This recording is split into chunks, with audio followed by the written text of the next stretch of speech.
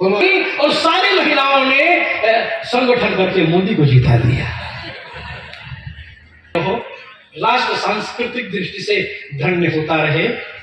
काशी विश्वनाथ की आंखें तीसरी खुल गई हैं, जो जन्मभूमि कृष्ण के यहाँ तक पहुंच गई हैं। गीता के आदर्शों के अनुसरण से ही भारत बनेगा विश्व गुरु। गांगेय हंस गीता प्रसार यात्रा से हुआ 23वां विराट गीता सम्मेलन। खबर गोंडा से है, जहां विराट गीता सम्मेलन एवं गीता गोष्ठी वार्षिक आयोजित। गीता किसी एक पंथ का ग्रंथ नहीं है, यह ऐसा वैश्विक दर्शन है जिसमें सभी धर्मों का मूल तत्व है। मालवीय नगर स्थित रामलीला मैदान में 23वें विराट गीता सम्मेलन का शुभारंभ रविवार को प्रातः 10 बजे श्रद्धालुओं के गीता ज्ञान प्रसार यात्रा से हुआ। प्रवचन सत्र में श्रद्धालुओं को संबोधित करते हुए हरिद्वार के महामंडलेश्वर स्वामी विवेकानंद ने कहा कि श्रीमद् भगवद गीता जीवन का ऐसा सारगर्भित शास्त्र है जो हमें जीवन के उच्चतम मूल्यों की प्रेरणा देती है। अयोध्या के योग गुरु दा चैतन्य ने महाभारत से अपना संबोधन शुरू करते हुए कहा कि गीता का दर्शन जीवन की प्रत्येक समस्याओं व शंकाओं और अनिश्चितताओं का सम्यक समाधान है।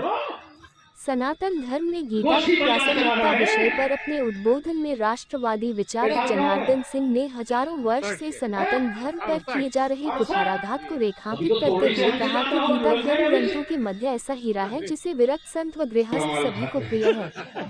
वाराणसी के योग गुरु व युवा विचारक महेंद्र तिवारी व अमेरिका में सक्रिय प्रवासी संत विवेक शुक्लद्वय ने विश्व भर में लोकप्रिय गीता के दर्शन को सुस्पष्ट करते श्रद्धालुओं का आह्वान करते हुए कहा कि गीता ज्ञान योग, भक्ति योग व कर्म योग की त्रिवेणी है।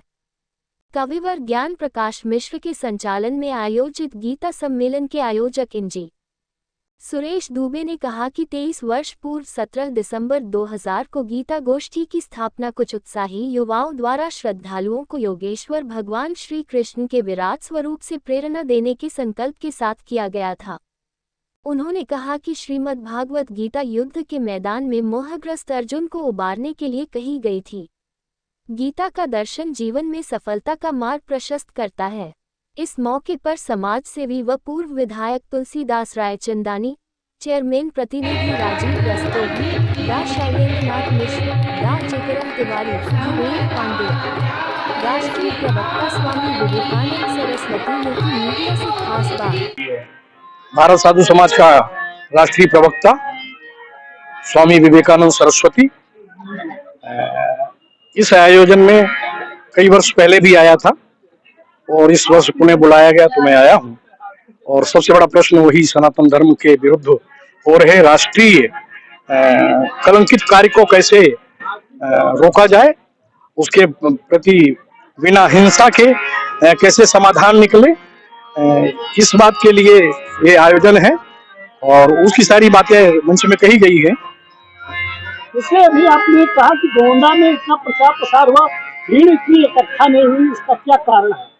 भौतिक बात, थोड़ा सा पैसा लोगों के पास आ गया है तो उनके बच्चे पैसों के कारण अपने माता पिता की भी ना मानते हुए ना सुनते हुए स्वेच्छाचारी वृत्ति में आ गए हैं, जिसके कारण वो न घर की मर्यादा रख पा रहे हैं न धर्म स्थानों की मर्यादा रख पा रहे हैं।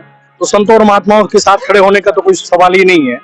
और उनका नमूना किस प्रकार का बन रहा है वो तो अभी आपने संसद में हुए युवकों के तांडव को देख करके ही अंदाजा कर लिया होगा कि अब युवक कितने उच्छृंखल हो रहे हैं।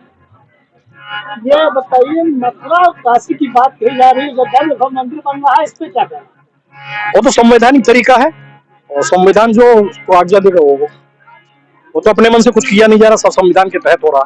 अभी आपने कहा कि मोदी जी 2024 में फिर आ रहे हैं, वो पक्की तरह ऐसा तो लोग कह रहे हैं, ऐसा मैं नहीं कह रहा हूँ, लोग कह रहे हैं। अभी यहाँ जो छोटा जानवर गौ माता की बात आपने कहा है, मगर रोड पे ऐसा दिख रहा है। चिंता का विषय है कि उत्तर प्रदेश सरकार को भी गौ के लिए जितना संवेदनशील होना चाहिए उतनी मात्रा में नहीं हो पा रहे हैं। इसलिए गौ संवर्धन के लिए जो केंद्र खुलने चाहिए जहाँ सारी गौ माताओं को वहाँ रखा जा सके, वो प्रयास नहीं हो पा रहा।